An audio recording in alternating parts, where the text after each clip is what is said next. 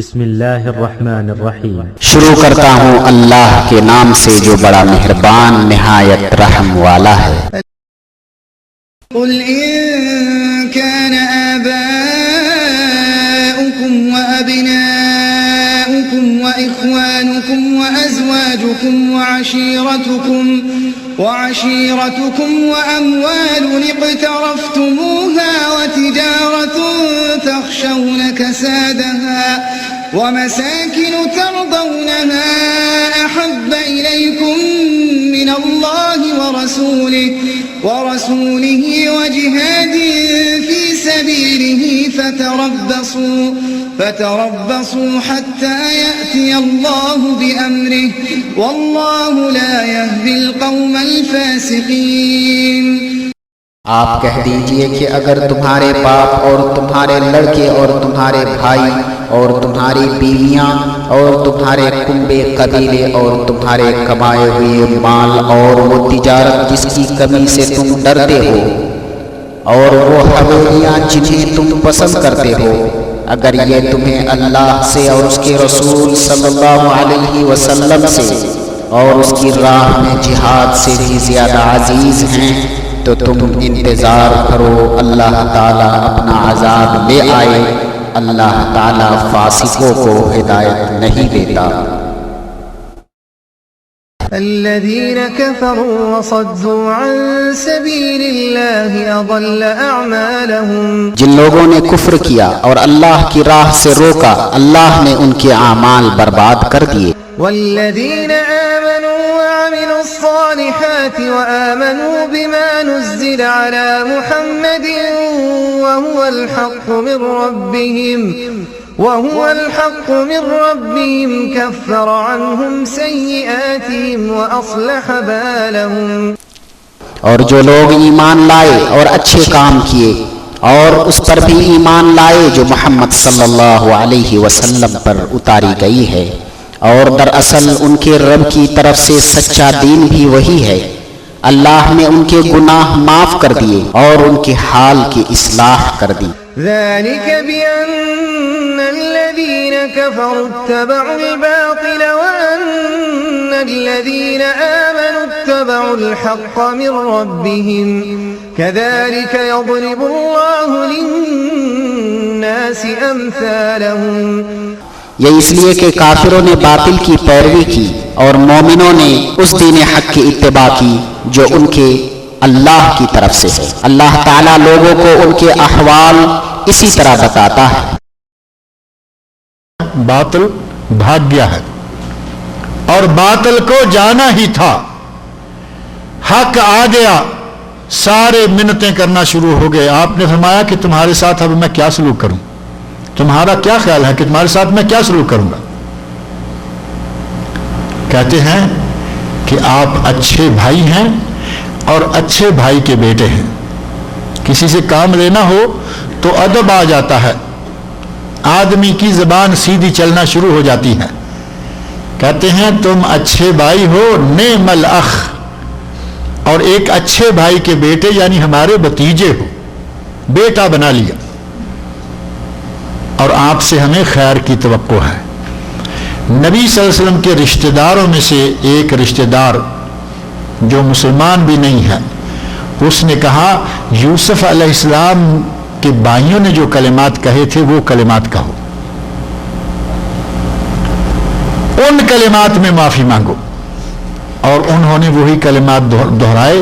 نبی اکرم صلی اللہ علیہ وسلم نے بھی لا تثریب علیکم اليوم انتم الطلقاء، یوسف علیہ السلام تفسیر سورۃ یوسف پڑھ کے دیکھیں، جو سوال انہوں نے کیا جس انداز سے، مکہ والوں نے اسی انداز سے سوال کیا، اور جس انداز سے جواب حضرت یوسف علیہ السلام نے دیا اسی انداز سے آپ نے جواب دیا۔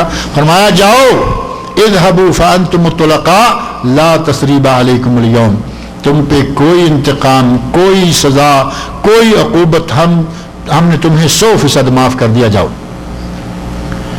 جنہوں نے اتنی مشکلات، اتنی مصائب، اتنی اذیتوں میں مبتلا رکھا، نبی اکرم صلی اللہ علیہ وسلم نے چشم زدن میں تمام دشمنوں کو معاف کر دیا۔ اور یہ سارے دشمن کون ہیں؟ کافر ہیں یا مسلمان؟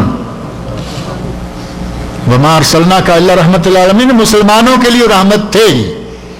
نبی اکرم صلی اللہ علیہ وسلم تو کافروں کے لیے بھی رحمت تھی. اور یہ سارے انسان ہیں, بنی نوع انسان ہیں, کافر ہو یا مسلمان ہو. آئیے تھوڑا سا جائزہ لیں کہ دوسرے عالم جو ہیں ان میں سے آپ کس طرح ان عالموں کے لیے رحمت تھی. نبی صلی اللہ علیہ وسلم شہر سے نکلے, مدینہ منورہ سے باہر تشریف لے گئے. ایک باغ میں داخل ہوئے تو ایک اونٹ نے آپ کو دیکھا. سنن ابو داود, مسند امام احمد اور مستدرک حاکم میں یہ واقعہ موجود ہے. اونٹ بلبلاتا ہوا, نبی صلی اللہ علیہ وسلم کو دیکھ کر اونٹ بلبلاتا ہوا بھاگا آیا. آپ نے اونٹ کے منہ کی طرف, چہرے کے دیکھا, اس کی آنکھوں سے آنسو بہ رہے ہیں. آپ نے اس اونٹ کے کندھے پر اپنا دستے مبارک پھیرا. اونٹ جو ہے اس نے بلبلانا بند کر دیا. آپ نے پوچھا کہ یہ اونٹ کس کا ہے؟ آدمی کو لایا گیا, فرمایا فَإِنَّهُ شَكَا إِلَيَّ, تمہارے اونٹ نے مجھ سے شکایت کی ہے. إِنَّكَ تُجِيعُهُ وَتُدْعِبُهُ, تم اس کو بھوکا رکھتے ہو اور اس سے کام زیادہ لیتے ہو. ایک اونٹ کا شکوہ, ایک اونٹ کی شکایت, ایک اونٹ کی حالت آپ سے دیکھی نہیں گئی. فوراً حکم فرمایا, آرڈر جاری کر دیا. آدمی آ گیا, فرمایا اپنے اونٹ کا خیال رکھا کرو. مسجد کے سامنے آپ مسجد میں آئے, تشریف لائے, ظہر کی نماز پڑھی, فجر کی پڑھی, عصر کی پڑھی. ایک اونٹ باندھا ہوا ہے, فجر کو دیکھا باندھا ہوا ہے, ظہر کو دیکھا باندھا ہوا ہے, عصر کو دیکھا. شام کو نبی صلی اللہ علیہ وسلم بلا لیا, کہا یہ اونٹ کس کا ہے؟ صحابی آ گیا, یا رسول اللہ میرا ہے.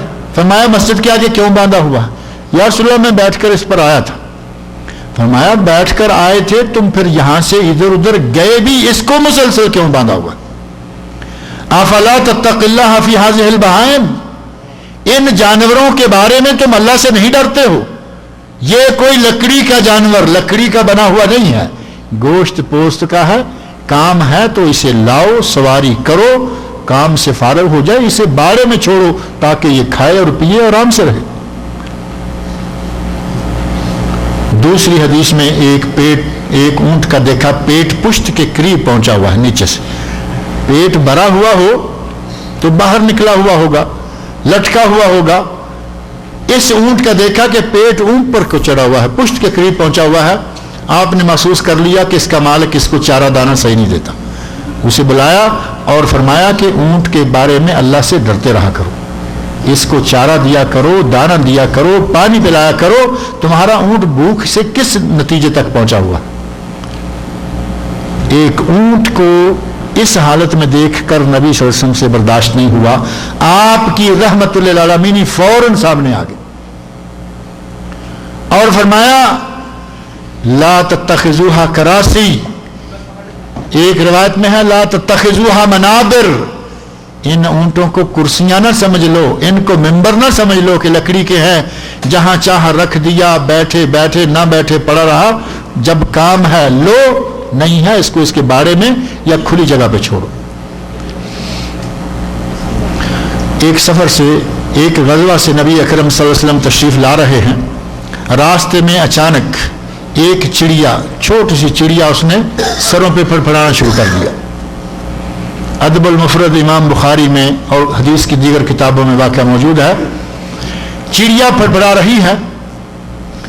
نبی اکرم صلی اللہ علیہ وسلم کی توجہ ہو گئی کہ اس چڑیا کو کسی نے کچھ ستایا ہے, کچھ تکلیف پہنچائی ہے. فرمایا من فجع ہذہ بولدہا, اس چڑیا کا بچہ اٹھا کر اس کو تکلیف کس نے دی ہے؟ آپ اندازہ کریں کہ سرور کونین, سردار دو عالم, اتنا بڑا بادشاہ, چڑیا کی بھی بات خبر رکھی ہوئی ہے. کہا کہ اس چڑیا کا کسی نے بچہ اٹھایا ہے. صحابہ کرام میں سے پتا چلا کہ ایک نوجوان صحابی ہے, وہ اس کے 2 بچے اٹھا کر لے آیا ہے. فرمایا ردوا ولدہا الیہا, اس کا بچہ اس کو واپس لوٹا دو, اس کے گھونسلے تک پہنچا دو تاکہ اس چڑیا کے دل کو تکلیف نہ پہنچے. ایک چڑیا, چھوٹا سا پرندہ, نبی صلی اللہ علیہ وسلم کو اس کی تکلیف گوارا نہیں ہوئی. کچھ عرصہ پہلے یورپ کے ایک ملک میں پارلیمنٹ میں ایک واقعہ گھومتا رہا. پارلیمنٹ میں بحث ہو رہی ہے. بحث کیا ہے؟ रेलवे स्टेशन पर किसी चिड़िया का घोंसला है और वो रेलवे स्टेशन को तोड़कर उसको रिन्यू करना चाह रहे हैं। बहस ये चल निकली कि उस घोंसले का क्या करें, उसको किसी जगह मुंतकिल किया जाए, वो चिड़िया वहां जाएगी, उस घोंसले को कबूल करेगी।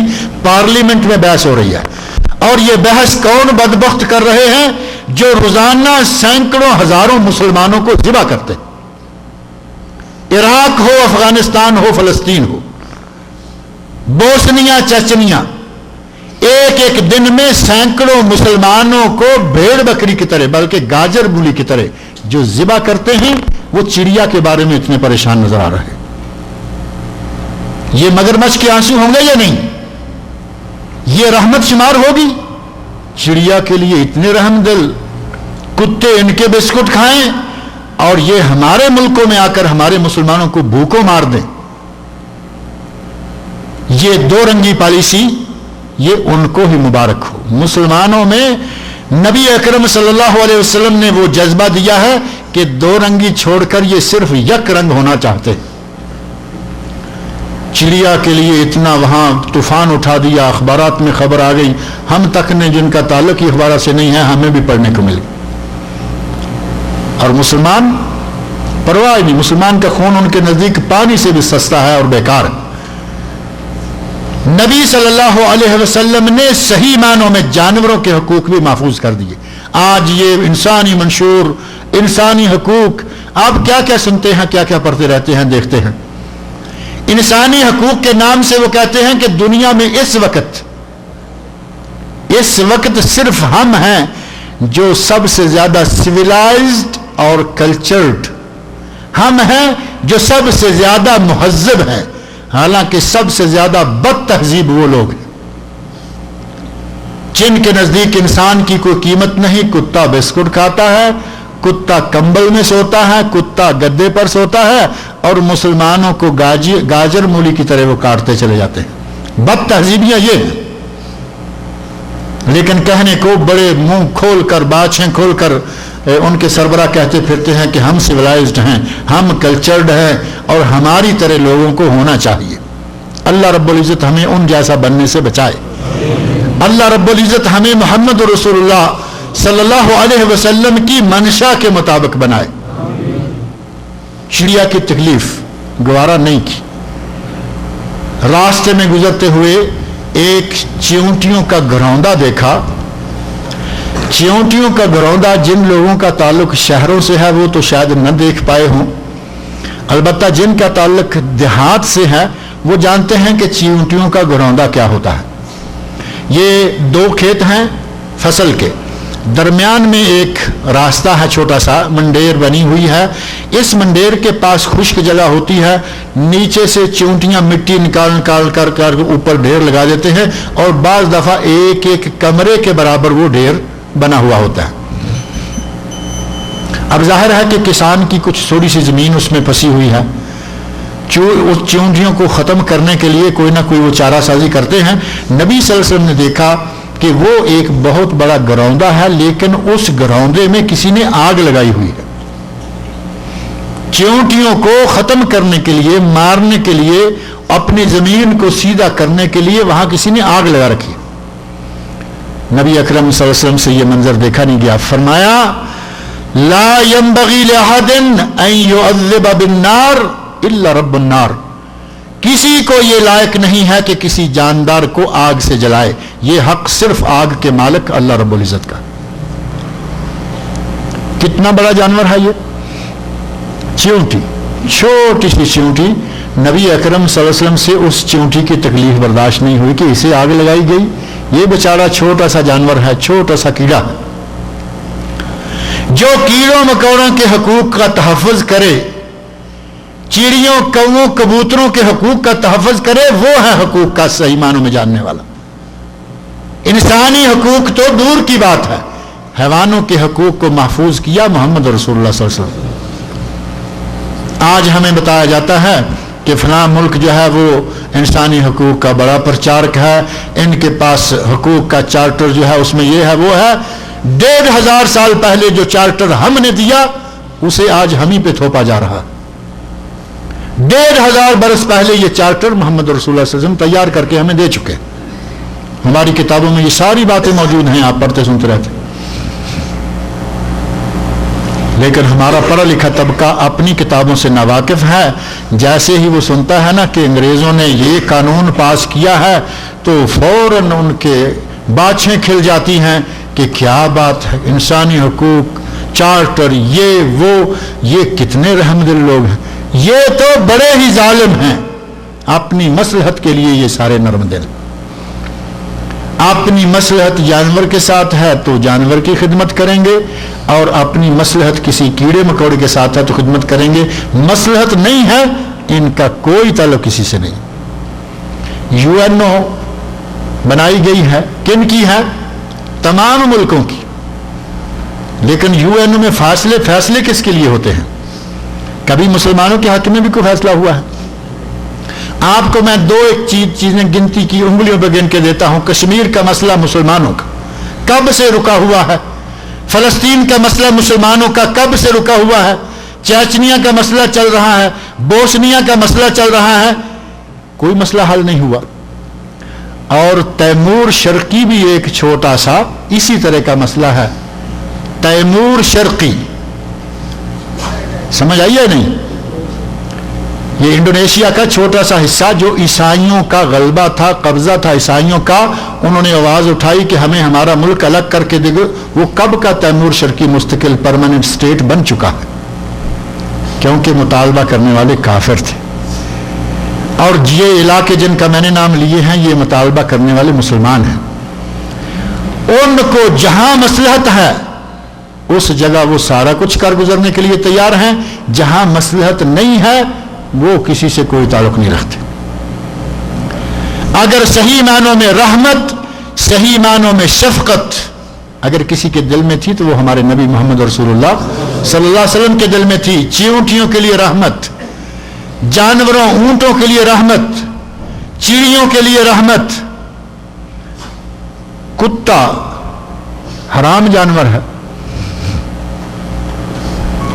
نبی اکرم صلی اللہ علیہ وسلم نے صحیح بخاری اور صحیح مسلم میں ایک واقعہ بیان فرمایا ہے کہ بنی اسرائیل میں ایک آدمی, ایک روایت میں ہے ایک آدمی اور ایک روایت میں ہے کہ ایک عورت جو فاحشہ عورت تھی, بدکار عورت, گزر رہی ہے. کنویں کے پاس اس نے پانی پیا اور باہر اس نے کنویں کی منڈیر کے پاس ایک کتے کو دیکھا جو نڈھال پڑا ہوا ہے, گیلی ریت چاٹ رہا ہے. اس نے سوچا کہ جس طرح مجھے پیاس لگی تھی میں پانی پی چکی ہوں, اس کو بھی لگتا ہے کہ پیاس لگی ہوئی ہے اور یہ گیلی ریت چاٹ رہا ہے. اس نے موزہ نکالا, چمڑے کا موزہ پاؤں کا نکالا, اپنے کسی کپڑے کے ساتھ پانی میں لٹکایا, پانی ایک مرتبہ پھر نکالا اور کتے کے منہ میں ڈالا. کتا بھاگ گیا, پانی پیا بھاگ گیا. ایک کتے کو پانی پلایا. نبی اکرم صلی اللہ علیہ وسلم نے صحیح بخاری اور صحیح مسلم میں فرمایا کتے کو پانی پلانے کے نتیجہ میں اللہ نے اس عورت کو بخش دیا. صحابہ کہتے ہیں یا رسول اللہ, کتا جانور ہے, نجس ہے, ناپاک ہے, پلید ہے, پھر بھی اجر و ثواب. صحیح بخاری مسلم کے الفاظ ہیں فی کل ذات کبد رطبۃ اجر. ہر وہ جانور, ہر وہ جاندار جس میں تر کلیجی پائی جاتی ہے اس کی خدمت کریں گے, اللہ اجر و ثواب عطا کرے گا. قیامت تک کے لیے مسلمانوں کو تعلیم دے دی, کتا ہو, بلی ہو, بھیڑیا ہو, کچھ بھی ہو, اس جانور کی جو بھی خدمت کرے گا اللہ رب العزت سے اجر و ثواب پائے گا. بلی کو ایک عورت نے مار دیا, باندھ کر رکھا, مار دیا. نبی صلی اللہ علیہ وسلم نے اس بلی کو مارنے کے نتیجہ میں فرمایا کہ اللہ نے اس کو اس کے نتیجہ میں جہنم میں بھیج دیا. بلی کو مار دیا ظلمن, جہنم میں گئی. کتے کو پانی پلایا, اللہ نے جنت عطا فرما دی. یہ ہے رحمت للعالمین جانوروں کے ساتھ. میرے بھائی جانور تو, ایک جانور کو, بکری کو, بھیڑ کو ہم نے ذبح ہی کرنا ہے, ذبح کرنا ہے, اس کے گلے پہ چھری تو چلانی ہی چلانی ہے. اب اس کو جیسے بھی کہیں اٹھا کے لے جائیں, کھینچ کے, گھسیٹ کے, کچھ بھی, ہمارے نزدیک تو بظاہر کوئی فرق نہیں پڑتا. لیکن نبی اکرم صلی اللہ علیہ وسلم نے ہمیں اس قسم کا انداز دیا کہ جانور کو ذبح بھی کرو تو اس کے ساتھ احسان کرو، نرمی کرو، شفقت کرو. ان اللہ کتب الاحسان علی کل شیء فاذا قتلتم فاحسنوا القتل واذا ذبحتم فاحسنوا الذبح. اللہ نے ہر چیز کے ساتھ احسان کرنے کا حکم دے رکھا ہے. جانور کو ذبح کرو تو احسان اور شفقت کے ساتھ، اور اگر کسی کو قتل بھی کرنا ہے تو جلاد بھی احسان کے ساتھ اور شفقت کے ساتھ قتل کرے. تلوار کو تیز کر لے، یہ نہیں کہ ایک تلوار ماری آدھی گردن کاٹی پھر ماری، یہ اس کے کوئی باپ کا راج نہیں ہے کہ جب تک چاہے اس کو مارتا رہے. فرمایا تلوار تیز کر لو، ایک وار میں کام تمام ہونا چاہیے. جانور کو لٹا لیا، صحابی نے جانور کو لٹا لیا، صحابی نے جانور کو لٹا لیا، اس کی گردن پہ پاؤں رکھ دیا اور ساتھ پڑے ہوئے پتھر پر چھری تیز کرنا شروع کر دی. کرتے ہیں نا کئی لوگ، دیکھا کہ چھری کچھ زیادہ چل ہو سکتا ہے، تھوڑا کاٹ بھی لیا، تھوڑا کاٹ لیا، چھری نہیں چلی، ساتھ میں پتھر منگوا کے اس کو تیز کرنا شروع کر دیا. نبی اکرم صلی اللہ علیہ وسلم فرمایا ڈرتے نہیں ہو اللہ سے؟ افلا قبل ھذا حلا حدت شفرتک، تم نے پہلے اپنی چھری تیز کیوں نہ کر لی؟ اتريد ان تمیتها موتات، کیا تم اسے کئی موتیں مارنا چاہتے ہو؟ اس کی آنکھوں کے سامنے چھری تیز کر رہے ہو، اسے کئی موتیں مارنا چاہتے ہو؟ ذبح تو کرنا ہی ہے، لیکن فرمایا کہ اس کی آنکھوں سے دور لے جا کر چھری تیز کرو. پہلے چھری تیز کر لو، تیار ہو جاؤ، پھر لٹاؤ اور اس کے بعد اس کو ذبح کرو. اور اس کا اثر نبی اکرم صلی اللہ علیہ وسلم کے حضرت عائشہ رضی اللہ عنہ کو صحیح بخاری میں حدیث موجود ہے. فرمایا یا عائشہ حلمنی المیدیا، عائشہ چھری پکڑاؤ، واشخذیھا بحجر، اسے پہلے میرے پاس لانے سے پہلے پتھر پر اچھی طرح تیز کر کے لاؤ. چھری لائی گئی، پھر جانور لٹایا، اس کو ذبح کیا. آپ جانور کی آنکھوں کے سامنے چھری تیز کرنا گوارا نہیں کر رہے. کس قدر رحمت. وما ارسلناک الا رحمت للعالمین. اور تو اور میدانی جنگ ہو، کافروں کو کاٹنے کا حکم ہے کہ کافروں کو میدانی جنگ میں کاٹو، لیکن نبی صلی اللہ علیہ وسلم کا جنگی ضابطہ اخلاق اگر آپ پڑھ کے دیکھیں تو پتہ چلے کہ آپ تو کافروں کے ساتھ میدان جنگ میں بھی بڑے رحیم اور کریم شفیق تھے. صحیح بخاری میں حدیث موجود ہے، نبی صلی اللہ علیہ وسلم گزر رہے ہیں، ایک غزوہ کا میدان ہے، میدان کارزار ہے، ایک عورت کو قتل ہوئے پڑے دیکھا تو آپ نے دیکھ کر افسوس کا اظہار کیا اور ساتھ ہی حکم فرما دیا. صحابی کہتے ہیں فنہى النبی صلی اللہ علیہ وسلم عن قتل النساء والصبیان، نبی صلی اللہ علیہ وسلم نے میدان جنگ میں بھی عورتوں کو اور بچوں کو قتل کرنے سے منع کیا. یہ عورت کافر تھی، بچے کافروں کے، لیکن فرمایا نہیں، یہ بے ضرر طبقے، عورتوں کو انہوں نے لایا ہے کہ ان کی روٹی ووٹی پکائیں گی، بچے ساتھ آ گئے ہیں.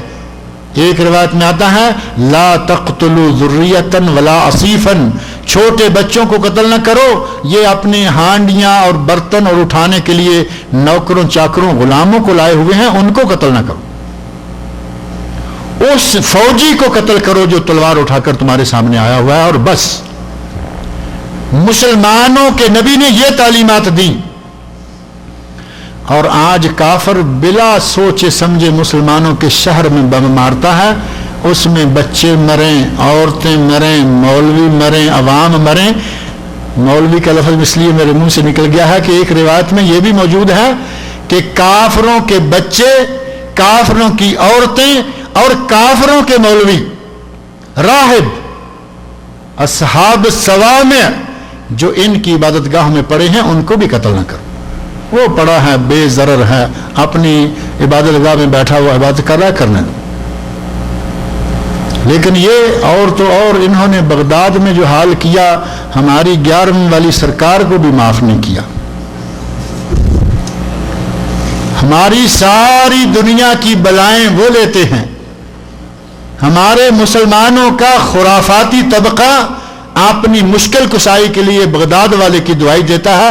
بغداد والے کا شہر تباہ کر دیا امریکہ والوں نے. اپنے شہر کو جو نہیں بچا سکا وہ تمہارے لاہور, تمہارے بنگلور, تمہاری دہلی اور تمہاری کراچی کو کیا بچائے گا. ہمارے لوگوں کا بھی عجیب حال ہے. اپنی آنکھوں سے دیکھ لیا کہ بغداد کی اینٹ سے اینٹ بچا دی کافروں نے. بغداد والا ان کا کچھ نہ بگاڑ سکا, اور کسی اور کا کیا سنوارے گا اور کیا بگاڑے گا. وہ تو منو مٹی کے نیچے جا چکے ہیں. وہ نیک انسان تھے, ان کے عمل ان کے ساتھ ہیں. ہم اگر اچھے عمل کریں گے تو ہمیں اپنے عملوں کا فائدہ ہو.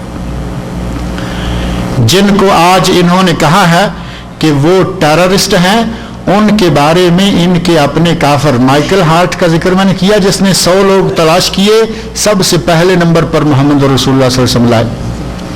ایک ان کا دوسرا آدمی ہے کارلائل, انعام یافتہ, نوبل انعام یافتہ مصنف. اس نے ہیروز کے نام سے کتاب لکھی اور اس میں سب سے بڑا ہیرو محمد رسول اللہ صلی اللہ علیہ وسلم کو ثابت کیا. اور ایک برنارڈ شاہ ہے. برنارڈ شاہ ہے, عیسائی ہے. کبھی کبھی اچانک سن کر تعجب ہوتا ہے کہ عیسائیوں میں شاہ ہیں. برنارڈ شاہ عیسائی ہے, عیسائیوں میں بھی شاہ ہیں, تو ہمیں زیادہ تعجب کرنے کی ضرورت نہیں ہے. ہندوؤں میں بھی شاہ ہیں, کیونکہ 65 کی پاک بھارت جنگ میں جو وزیر جنگ تھا اس کا نام معلوم ہے آپ کو؟ مانک شاہ. 65 کی جنگ میں وزیر جنگ ہندوستان کا دفاع کا منسٹر جو ہے, ڈیفنس منسٹر, اس کا نام تھا مانک شاہ. ہندوؤں میں بھی شاہ ہیں, عیسائیوں میں بھی شاہ ہے, اور ہمارے بھی شاہ ہیں. ان کا شاہ آخر میں ہا کے بغیر لکھا جاتا ہے, شین الف اور بس. ان بیچاروں کے پاس اتنی ہی ہمت ہے, ہمارے شاہوں کے پاس طاقت ہے, وہ آخر میں ہا بھی لگا لیتے ہیں. برنارڈ شاہ نے کتاب لکھی, نام رکھا محمد صلی اللہ علیہ وسلم. اس کتاب میں اس کی رگ انصاف پھڑکی. سامعین کرام سے معذرت خواہ ہوں کہ یہاں پر شیخ محترم کی کچھ باتیں چھوٹ چکی ہیں, وہ صرف کیسٹ چینج کرنے کی وجہ سے.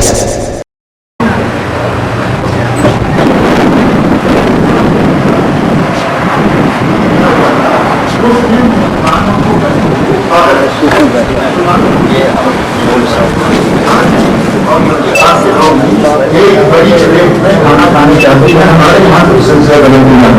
مسلم کی بجائے عرب بھی ایسا کرتے ہیں. 5 سال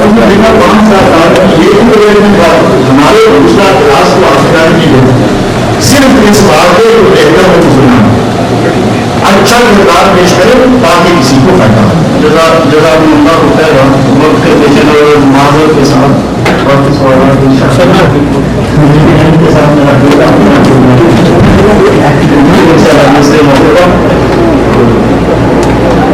نے